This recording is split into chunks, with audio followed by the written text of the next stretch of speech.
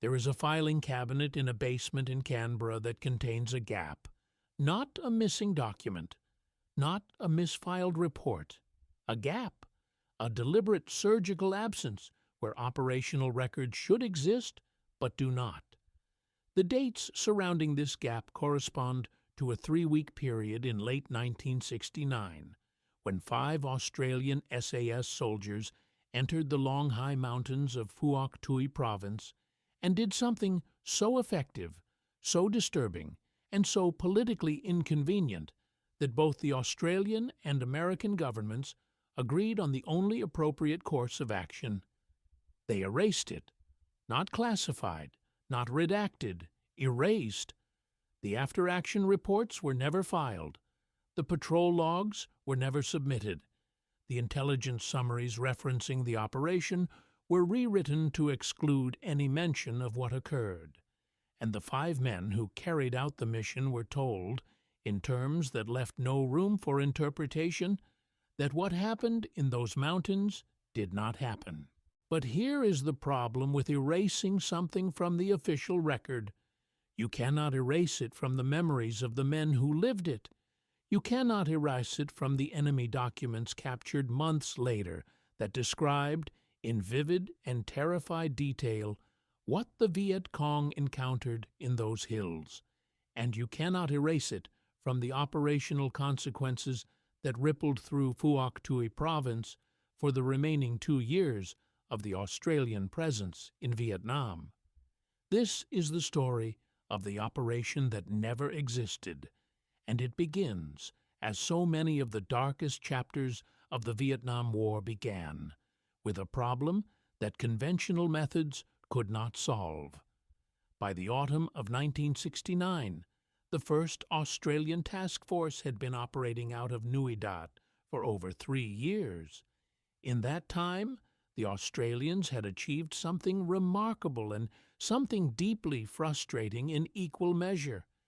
They had effectively pacified much of Phuoc Tuy province through a combination of relentless small unit patrolling, population security operations, and the kind of patient counterinsurgency warfare that American commanders found baffling and occasionally contemptible. The Australians had pushed the major Vietcong formations to the margins of the province. The 274th and 275th Regiments, once capable of mounting battalion-strength attacks on Australian positions, had been degraded to the point where they operated primarily from bases outside provincial boundaries.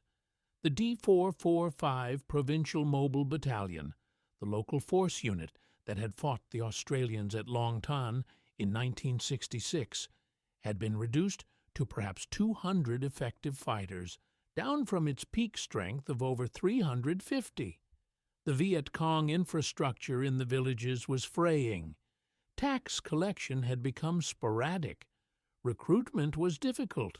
The population, if not enthusiastic about the South Vietnamese government, was at least no longer actively supporting the insurgency in the numbers it once had. But there was one area the Australians had never been able to control, one place where every operation had ended in frustration, casualties, or both. One geographic feature that sat like a tumor in the southeastern corner of the province, radiating enemy activity in every direction and absorbing punishment without visible effect. The Long High Hills. To understand what the Long High Hills meant to the war in Phuoc Tuy, you have to understand what they were. Not just hills, not just terrain. A fortress. A living, breathing, geological fortress that the Vietcong had been fortifying since the war against the French. The hills rose from the coastal plain south of the provincial capital of Ba Ria, a series of granite and limestone ridges covered in dense scrub and jungle, riddled with caves, tunnels, and underground waterways. The Min Dam secret zone, as the Vietcong designated it, was one of the most elaborately developed base areas in all of 3 Corps Tactical Zone. The tunnel complexes extended deep into the rock. Some chambers were large enough to serve as field hospitals. Others stored weapons and ammunition sufficient to sustain operations for months without resupply. The hills were home to the headquarters element of D445 Battalion, the political cadre responsible for subversion in the surrounding villages, and, at various times, elements of main force units transiting through the province. The Americans had tried to deal with the long high hills before the Australians arrived.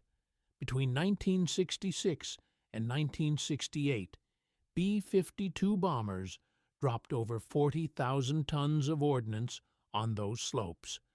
The 173rd Airborne Brigade had conducted multiple sweep and clear operations into the northern and eastern approaches. Each time, the results followed the same pattern: heavy casualties from mines and booby traps, fleeting contact with an enemy that dissolved into the cave systems, and within weeks of each operation concluding, the Vietcong were back, operating as if nothing had happened. The Australians fared little better in their direct assaults. Operation Pinaroo in March 1968 pushed into the foothills and found extensive base camps and fortifications, but D445 simply withdrew deeper into the hills and waited. Operation Mundingbura in mid-1969 was a mine-clearing action that became infamous for the casualties it produced, and by October 1969, Australian commanders were facing an uncomfortable reality. Every major approach to the long high hills was seeded with anti-personnel mines so densely that conventional infantry operations had become a calculation of acceptable losses rather than a tactical exercise. The mines were the key to the Vietcong's defensive strategy. They had spent years studying Australian movement patterns, identifying the routes that patrols and vehicles would naturally take, and planting devices with a patience and thoroughness that bordered on obsessive. American-manufactured M16 anti-personnel mines, captured or purchased on the black market, were the weapon of choice. Small enough to be nearly undetectable, powerful enough to remove a foot or shatter a leg, they turned every meter of ground in the approaches to the long high hills into a potential death sentence. The Australians had the best mine detection equipment available. They had developed drill procedures that were among the most thorough of any force in Vietnam, and they were still losing men at a rate that was becoming politically unsustainable back in Canberra. This was the situation in late October 1969, when the commander of the Australian SAS squadron, then in country, received a briefing that would set in motion an operation the official record would later pretend never happened. The intelligence picture had changed. Signals intercepts and reports from agents within the Vietcong infrastructure suggested that D445 Battalion was preparing a significant operation, not a harassing attack on a village or an ambush on a supply convoy. Something larger, something coordinated with main force elements outside the province. The timing was critical. The Australian government had already signaled that troop withdrawals would begin in 1970. The Vietcong leadership knew this. They intended to demonstrate before the Australians left that they had never lost control of Phuoc Tuy, that everything the Australians had achieved was temporary, that the long high hills remained inviolate. The conventional response would have been another battalion-strength operation into the hills. More infantry, more armor, more artillery, more mines underfoot, and more men carried out on stretchers. The SAS commander proposed something different, something that would require only 5 men, 3 weeks, and a set of operational parameters so far outside normal doctrine that putting them in writing would have been career suicide. The proposal was verbal. It was delivered in a closed briefing to the task force commander and no more than 3 other officers. No written operational order was produced. No formal planning documents were created. No reference to the proposed action appeared in the daily intelligence summary or the squadron's operational log. What was discussed in that briefing room has been reconstructed only through the accounts of veterans who participated, cross-referenced with enemy documents captured in subsequent operations, and fragments of signals intelligence that survived in American archives because the Australians did not know they existed. The concept was deceptively simple in outline and staggering in its implications. A single 5-man SAS patrol would insert into the long high hills, not through the conventional approaches that the Vietcong had mined and covered with observation posts, but through the southern face of the massif, approaching from the coastal side where the cliffs were considered too steep for military movement. They would penetrate the Min Dam secret zone itself, not to observe from a distance, not to call in airstrikes. They would enter the enemy's own defensive perimeter and operate within it for up to 3 weeks, mapping the tunnel complexes, identifying leadership targets, and conducting a campaign of psychological disruption designed to achieve what no amount of bombing or conventional assault had accomplished. They would break the will of D 445 Battalion from the inside. The patrol that was selected consisted of veterans. Every man had completed at least 1 previous tour. The patrol commander was a sergeant on his 3rd rotation through Vietnam. He had spent more cumulative time inside enemy-controlled territory than most Australian infantry companies had spent on operations. His second-in-command was a corporal who had been trained in demolitions and who had worked alongside American Special Forces personnel on operations that both governments would later deny occurred. The remaining 3 members included a signaller whose ability to compress intelligence reports into the briefest possible transmissions was considered exceptional, even by SAS standards, and 2 troopers whose specific skills are still described only in general terms by those willing to discuss the operation at all. The insertion took place on a night with no moon. The method of insertion has never been confirmed in any source, but veterans' accounts consistently describe a waterborne approach along the coast, followed by an ascent of the southern cliffs that took approximately 6 hours in complete darkness. The men carried no rations that could not be found in the local environment. Their water would come from the underground streams that fed the cave systems. Their weapons had been modified in ways that had become standard for Australian SAS operations, but continued to horrify American ordnance specialists. The L1A1 self-loading rifles had shortened barrels, removed flash suppressors, and crude forward grips welded from scrap metal.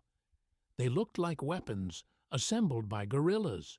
They were designed for the conditions the patrol would actually encounter: close-range engagement in confined spaces where every shot would be measured in meters, not hundreds of meters. They wore no rank insignia. They carried no identification. Their uniforms were a mixture of enemy pattern clothing and Australian operational dress, so heavily camouflaged with natural vegetation that from more than a few meters away they would register as nothing more than another shadow in the undergrowth. On their feet were sandals cut from old tire rubber, identical to the Ho Chi Minh sandals worn by every Viet Cong fighter in the province. Their tracks, if they left any at all, would be indistinguishable from the enemy's own movement. They carried no dog tags. They carried no personal effects that could identify them as Australian military personnel.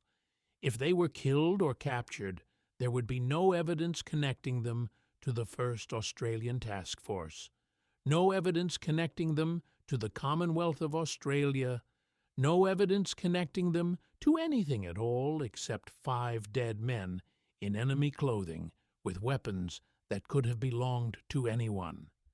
This was not standard procedure for SAS patrols, which normally carried identification and operated under the legal protections afforded to uniformed combatants.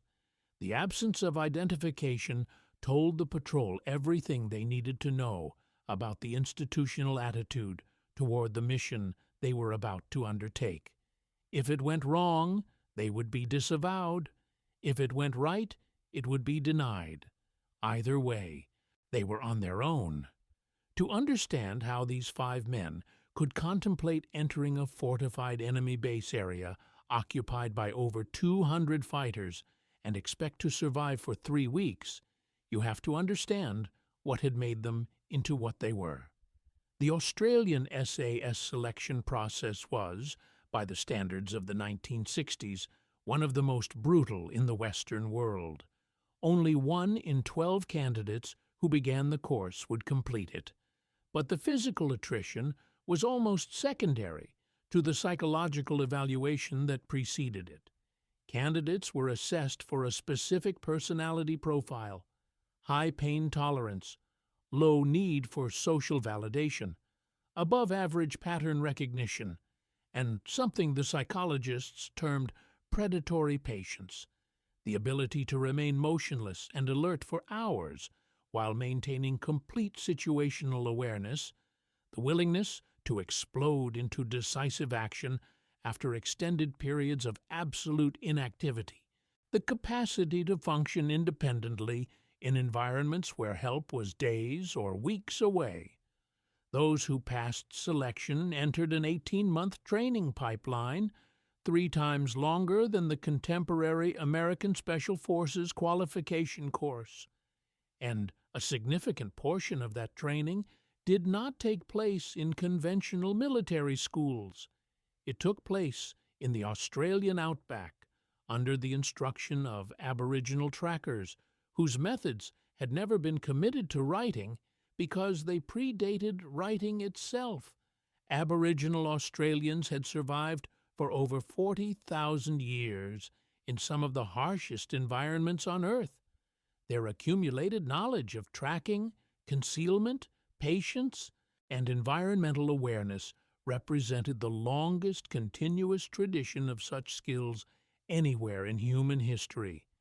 This was not mysticism. This was practical expertise honed by 400 centuries of evolutionary pressure. Techniques that worked survived because the people who used them survived. Techniques that failed were eliminated along with the people who relied on them. The result was a body of knowledge that no modern training program could replicate from scratch, and the Australian SAS was the only Western military force that had systematically incorporated it into operational doctrine. The men of the erased patrol had absorbed this training at the deepest level. They could read a broken stem the way a literate person reads a sentence. They could detect human presence through absence, noticing when birds had stopped calling or insects had gone silent in patterns that indicated intrusion. They could estimate from a single footprint the weight of the person who made it, whether they were carrying a load, whether they were injured, and approximately how long ago they had passed. These were not parlor tricks. These were survival skills, refined across geological timescales, transplanted from the red deserts of Central Australia to the green hell of Southeast Asian jungle. And they worked with a reliability that made American electronic sensors look like expensive toys. They smelled like the jungle. This was not accidental. This was doctrine. Australian SAS troopers preparing for long-range operations stopped using soap, deodorant, toothpaste, and insect repellent weeks before insertion. They ate local food. They absorbed the chemical signature of the environment they would operate in.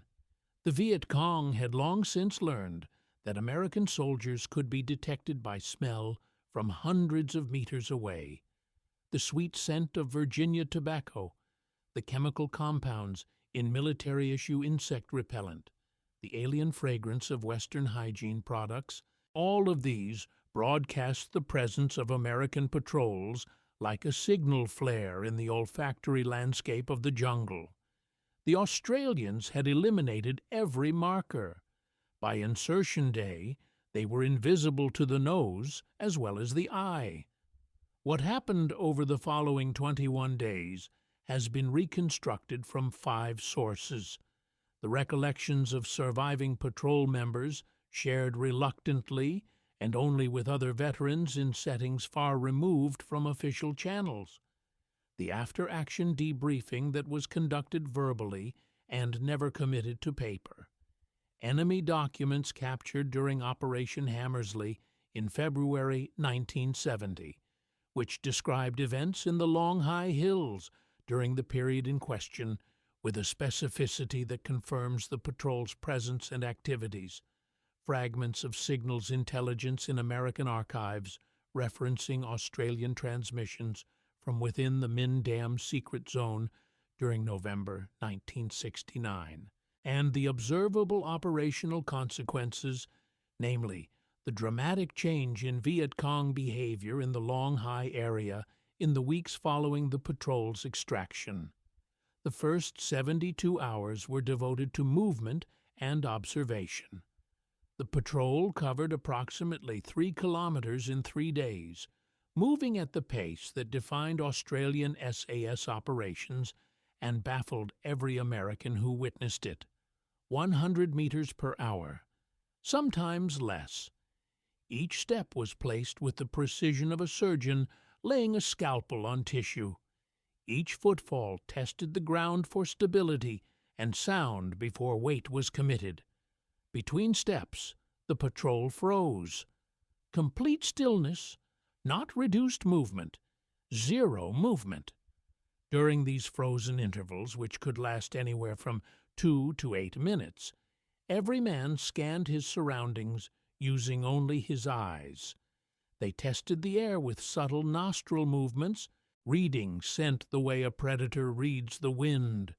They listened with an intensity that processed every sound the environment produced, cataloging bird calls, insect rhythms, water movement, and the telltale absence of any of these that might indicate human presence nearby.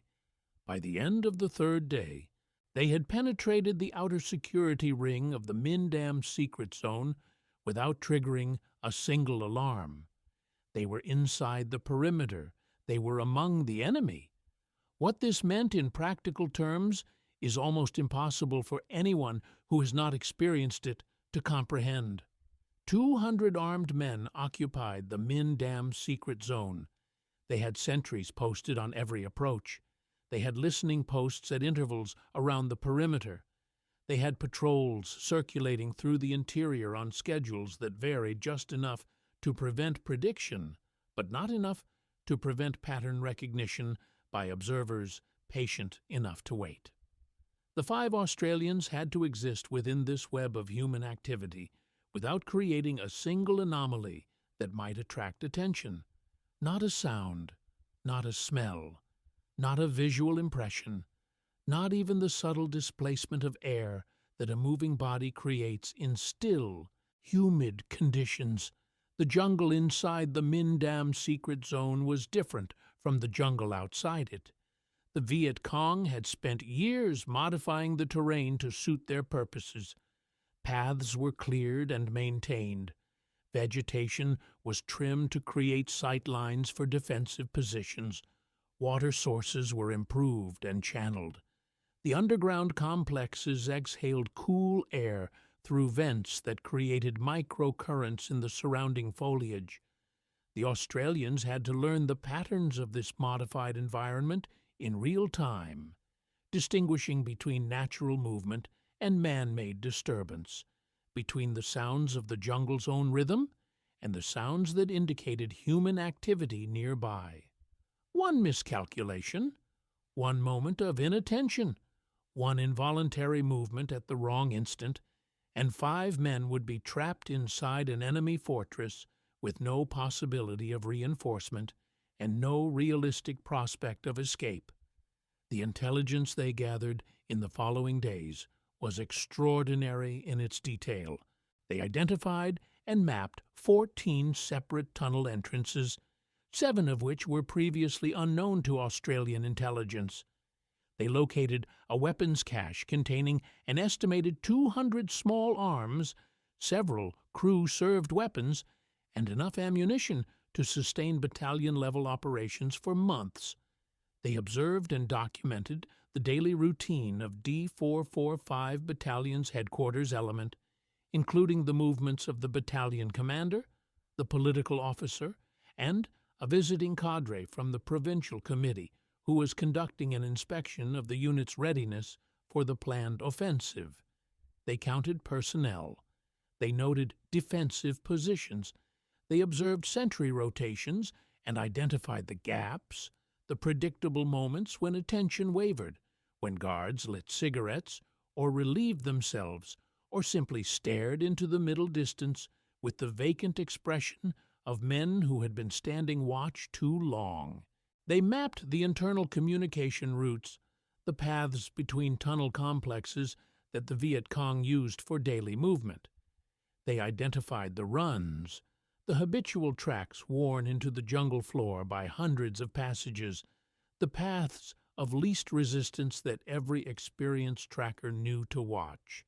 And then, sometime around the 7th or 8th day, the patrol began doing something else, something that would not appear in any manual, any doctrine publication, any official account of Australian operations in Vietnam. They began leaving signs. The first indication that something was wrong in the Min Dam secret zone came when a sentry on the eastern perimeter reported finding footprints on a path that led to one of the tunnel entrances. The prints were of sandals, Ho Chi Minh sandals. They appeared from nowhere, as if someone had materialized on the path, walked 15 meters, and then vanished.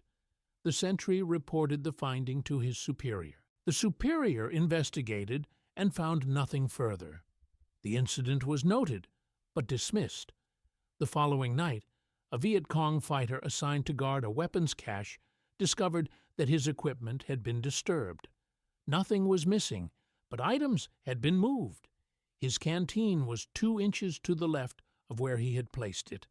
His ammunition pouch was open when he was certain he had closed it. A playing card, the ace of spades, had been placed on top of his rice ball. In Vietnamese folk tradition, the spirits of the forest were not abstract concepts. They were as real as the trees and the water and the earth. Soldiers raised in rural villages, recruited from rice paddies and fishing communities, carried with them a cosmology in which the jungle was alive with presences that could help or harm the living. The Australians knew this. They had studied Vietnamese culture and superstition with the same thoroughness they applied to weapons maintenance and patrol procedure, and they exploited it with clinical precision. Over the next 10 days, the signs multiplied. Equipment was rearranged in positions that should have been secure. Messages appeared scratched into tree bark near sentry posts. Footprints materialized on paths that had been empty moments before. One morning, a 3-man Vietcong water collection party left their positions and walked to a stream they had used daily for months. They found the stream undisturbed, but arranged on the bank were 3 sets of tire rubber sandals, placed neatly side by side, as if their owners had walked into the water and never returned. The psychological effect was devastating. D445. Battalion's operational log from this period, captured in a subsequent operation and translated by Australian intelligence specialists, reveals a unit descending into collective terror. Entries describe sentries reporting movement that left no trace. Guards hearing sounds, a single displaced stone, a rustle of vegetation, and finding nothing when they investigated. Men began refusing to move between positions after dark. The political officer conducted sessions to combat what he termed counter-revolutionary superstition, but the sessions only served to confirm what everyone already felt. Something was in the hills with them, something that could move through their security perimeter without being seen, touch their possessions without being detected, and leave marks of its presence as casually as a man leaves fingerprints on glass. 3 soldiers from D445 deserted during this period. They left their weapons and walked out of the Minh Dam secret zone toward the nearest government-controlled village, where they surrendered to South Vietnamese regional forces. During interrogation, they described conditions in the battalion that bore no resemblance to a military unit engaged in preparations for an offensive. They described a force paralyzed by fear, patrols that were ordered but never departed, sentry positions that went unmanned because no one would volunteer to stand alone in the dark, a battalion commander who slept with his weapon in his hands and his back against a cave wall, issuing orders that his subordinates acknowledged but could not bring themselves to execute. The planned offensive never materialized. The coordination with main force elements outside the province collapsed when D445 proved unable to fulfill its role in the operation.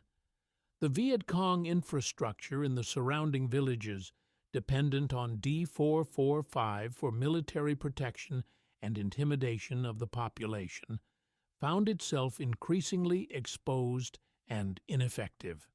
The strategic objective that the operation had been designed to prevent, a major Vietcong demonstration of strength before the Australian withdrawal, simply did not happen. The ripple effects extended beyond the immediate tactical situation. In the weeks following the patrol's extraction, Australian intelligence officers noted a measurable change in Vietcong behavior across the entire province. Movement patterns shifted. Communication discipline tightened. Units that had previously operated with confidence in areas adjacent to the long high hills began avoiding routes that brought them within proximity of the massif. The fear that had been injected into D445 Battalion was contagious. It spread through the Vietcong network along the same channels that normally carried orders and propaganda. Fighters who had never been near the Minh Dam secret zone heard stories from those who had. And the stories were not about conventional military operations. They were about something else entirely. Something that could not be countered with better weapons or more aggressive tactics. Something that struck at the deepest vulnerabilities of men who lived and fought in a landscape they had always believed they understood better than any outsider ever could. The Australians had turned the Vietcong's own psychological territory against them. The jungle, which had always been the insurgents' ally, had become the medium through which their deepest fears were realized. The tunnels that had sheltered them from B-52 strikes and artillery barrages could not shelter them from an enemy that was already inside.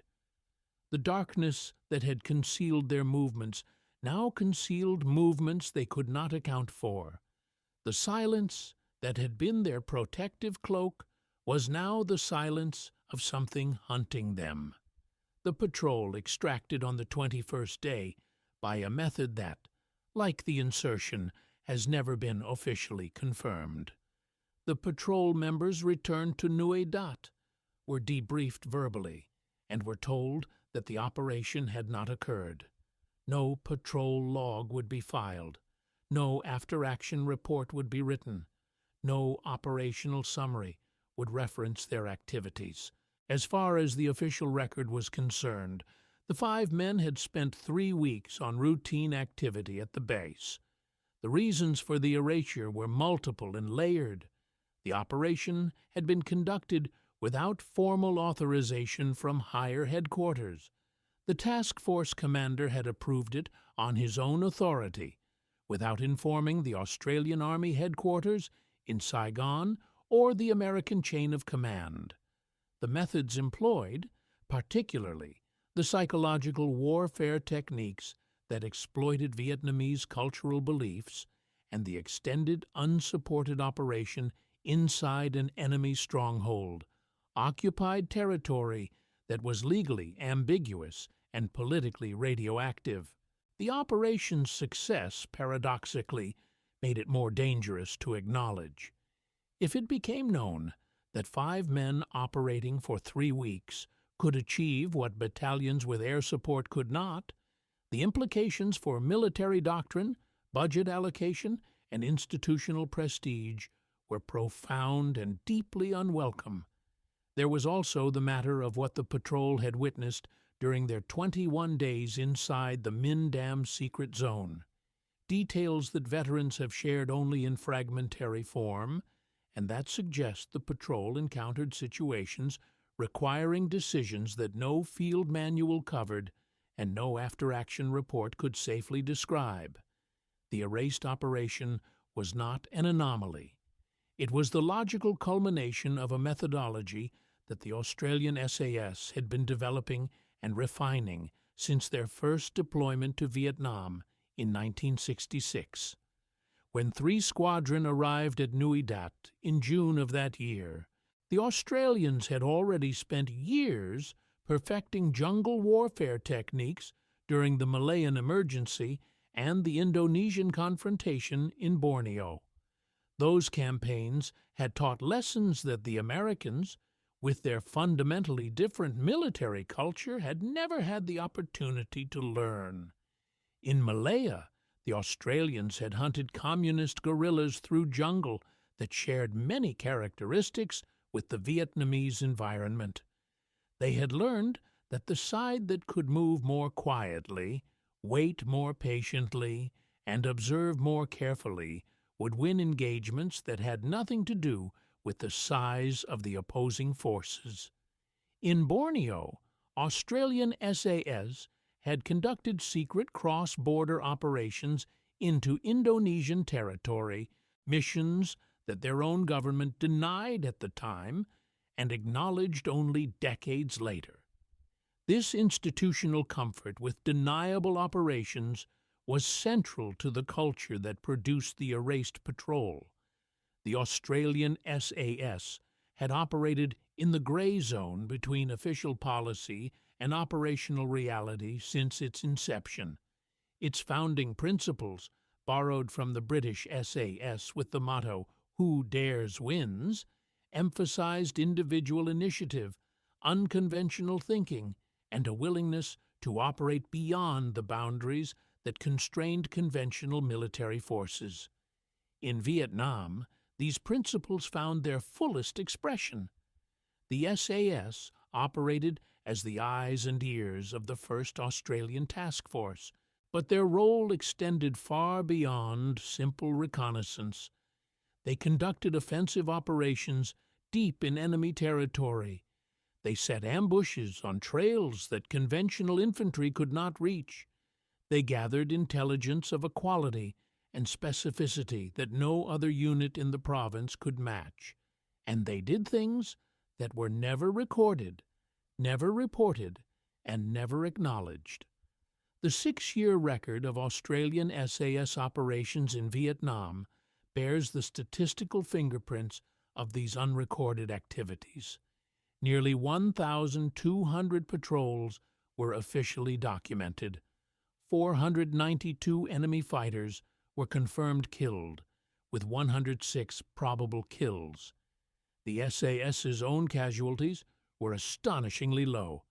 1 killed in action, 1 died of wounds, 3 accidental deaths, 1 missing, 1 death from illness, and 28 wounded. But the operational gaps, the periods where patrol logs show routine activity, but intelligence summaries reference events that no logged patrol could have produced, suggests that the official record captures only a fraction of what the SAS actually did. The erased operation of November 1969 was simply the most dramatic instance of a pattern that ran throughout the Australian SAS presence in Vietnam. Operations that pushed boundaries were conducted verbally, debriefed verbally, and left no paper trail. The men involved understood the rules instinctively. What happened on patrol stayed on patrol unless the chain of command decided otherwise. And the chain of command, protective of its unit's reputation and wary of political consequences, rarely decided that controversial operations needed formal documentation. The war in the long high hills did not end with this single operation. In February 1970, the first Australian task force mounted Operation Hammersley, a conventional assault into the hills that became one of the costliest operations of the Australian War.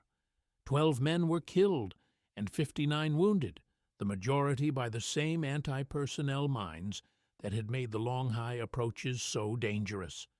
February 28, 1970, known as the Black Day in the Long Highs, saw 9 Australians killed by mines in a single day, the worst single-day mine casualty toll of the entire Australian commitment to Vietnam.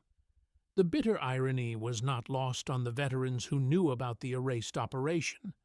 5 men had achieved more in 3 weeks of silent, invisible movement inside the enemy's perimeter than a battalion-strength force with tanks, armored personnel carriers, artillery, and air support would achieve in the conventional assault that followed months later.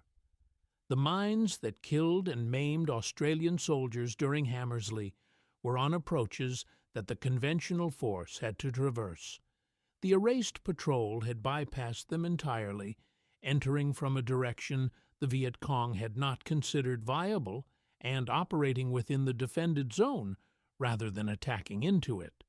The long high hills were never fully pacified during the Australian presence in Phuoc Tuy. When the first Australian task force withdrew its final elements in late 1971, D445 Battalion, reconstituted and reinforced, moved back into the Min Dam secret zone and resumed operations. Everything the Australians had fought for in the province gradually unraveled as South Vietnamese forces proved unable to maintain the security framework that the task force had established. But there is a footnote to this story that deserves examination because it speaks to what the erasure actually cost. In 1974, 3 years after the last Australian combat troops departed Vietnam, the Australian Defence Force conducted an internal review of SAS operations during the war. The review was classified at the highest level and distributed to fewer than 30 recipients. Among its conclusions was a recommendation that operational methods demonstrated during unspecified activities in late 1969 be incorporated into future SAS training doctrine. The recommendation was carefully worded to avoid identifying any specific operation. It referenced techniques without naming the theater where they were employed. It described results without providing dates, locations, or unit designations. The recommendation was adopted. Elements of what the erased patrol had demonstrated found their way into the training curriculum at the SAS Regiment's base at Campbell Barracks in Swanbourne, Western Australia. Techniques for extended operation within enemy-controlled zones, psychological disruption methods, and protocols for operating without external support for periods exceeding 2 weeks were formalized and refined. The knowledge was preserved even as the official record of its origin was maintained in its state of deliberate absence. The men who served on the patrol carried the experience differently. The patrol commander left the Army in 1972 and returned to rural Australia. He never spoke about the operation to anyone outside the SAS community. His family knew he had served in Vietnam. They did not know what he had done there. When researchers and historians attempted to document Australian SAS operations in the decades that followed, he declined to participate. He was not alone. The culture of silence surrounding the erased operation was maintained not by government order, though such orders existed, but by the shared understanding of the men involved that what they had done occupied a space that civilian understanding could not reach. The psychological cost of what these men had experienced would manifest in ways that post-traumatic stress models of the era were poorly equipped to explain. Post-traumatic stress rates among Australian Vietnam veterans would eventually exceed those of their American counterparts, despite the Australians serving in smaller numbers and sustaining fewer combat casualties. The paradox was not difficult to understand for anyone willing to examine it closely. The Australian SAS methodology demanded a transformation of consciousness that went far beyond tactical adaptation. It required operators to suppress the normal operations of human thought, the constant internal noise of plans, anxieties, memories, and anticipations, and replace them with a state of pure sensory awareness that could be sustained for days or weeks. This state was tactically invaluable. It made them invisible in ways that physical concealment alone could not achieve. But it was not a state that could be switched off when the patrol ended. Veterans of long-range SAS operations describe the experience as becoming something other than human, not savage, not brutal, something quieter and more fundamental. They described shedding the layers of social conditioning that make civilized life possible. The impulse to speak, to move, to react, to plan, to remember, to feel, and existing instead in a condition of animal alertness so intense that the distinction between self and environment dissolved. A man in this state did not hide in the jungle, he became the jungle, and the jungle did not easily release what it had claimed. The patrol members from the erased operation experienced this transformation at its most extreme. 21 days inside an enemy fortress, surrounded by men who would have killed them on sight, demanded a level of psychological discipline that pushed human capability to its absolute limit. The sustained hypervigilance, the total suppression of normal human impulse, the constant proximity to violent death, these created neural pathways that did not reverse when the mission ended. Some of these men spent decades unable to sleep through the night, unable to sit with their backs to a door, unable to tolerate crowds, noise, or the casual physical contact that normal social interaction requires. They had become predators, and predators do not easily return to the herd. One veteran, decades later, offered a single observation to a fellow SAS member that has since circulated within the community. He said that the hardest part of the operation was not the physical deprivation or the danger. It was not the 3 weeks without proper food, clean water, or the ability to sleep for more than an hour at a time. The hardest part was becoming something that could move through a camp of 200 armed men without being detected, becoming so perfectly integrated into the environment that human consciousness itself seemed to become optional, replaced by a predatory awareness that operated on a level beneath thought. And then, having become that thing, trying to become a person again when the helicopter lifted you out of the jungle and deposited you back in a world that had absolutely no framework for understanding what you had been. The Australian SAS in Vietnam conducted nearly 200 patrols over 6 years. They killed 492 confirmed enemy fighters, with another 106 probable kills, 47 wounded, and 11 prisoners captured. Their own losses totaled 1 killed in action, 1 died of wounds, 3 accidental deaths, 1 missing in action, and 1 death from illness. 28 men were wounded. These numbers, among the most remarkable casualty ratios in the history of modern warfare, represent only what the official record chose to preserve.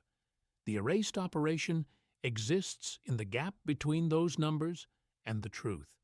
It exists in the memories of 5 men, most now elderly, some now gone.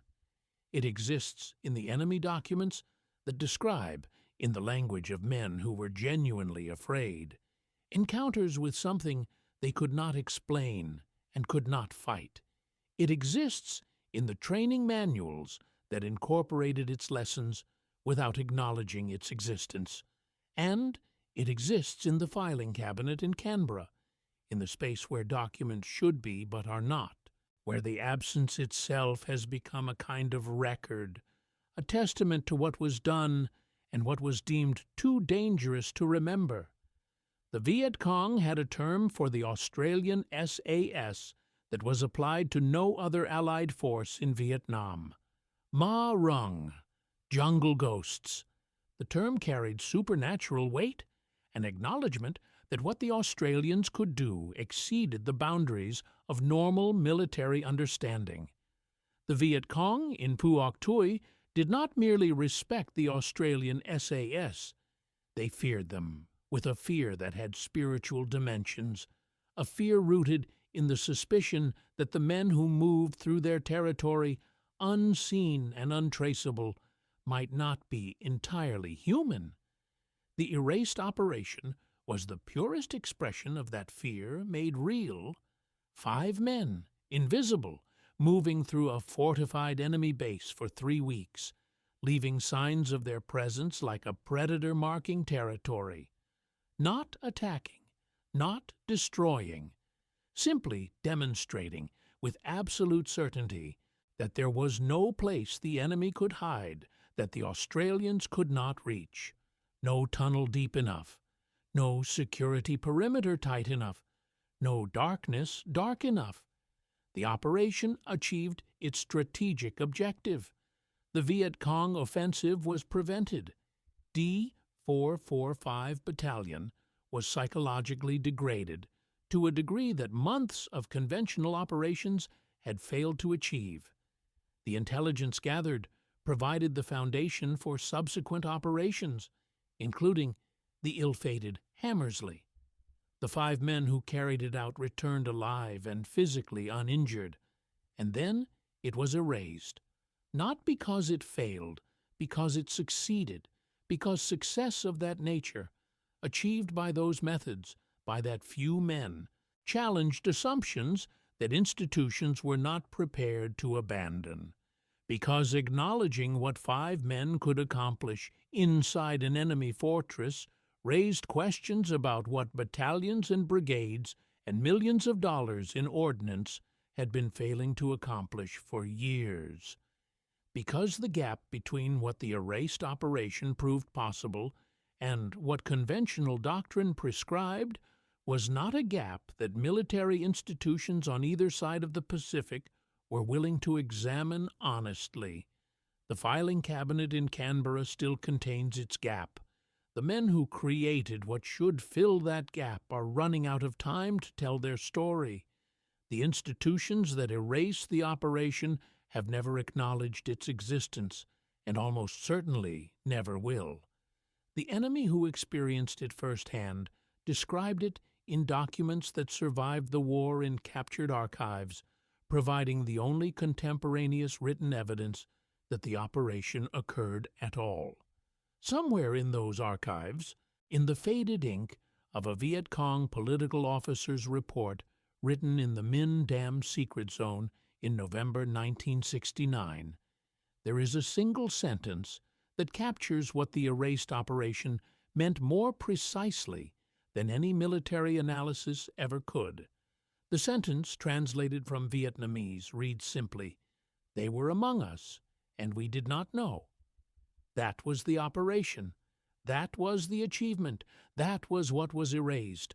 Ma Rung, the jungle ghosts, they were among them, and the enemy did not know, until the signs began appearing, until the footprints materialized on paths that had been empty, until the equipment moved in the night, and the playing cards appeared, and the sentries began seeing shadows that left no trace.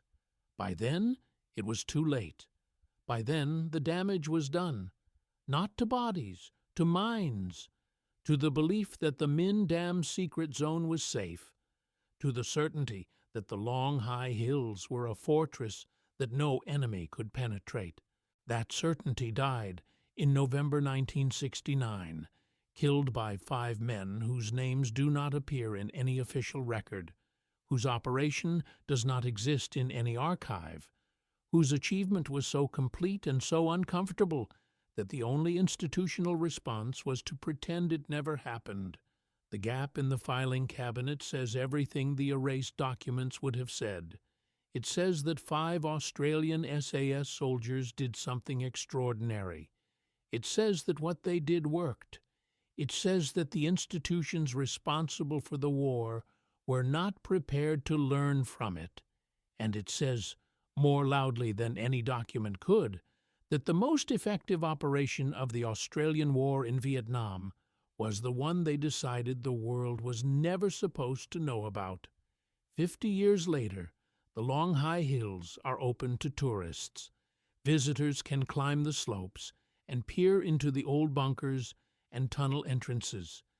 The Min Dam secret zone has been partially preserved as a historical site. School children walk the paths where Vietcong fighters once stood guard against the phantoms they could sense but never see.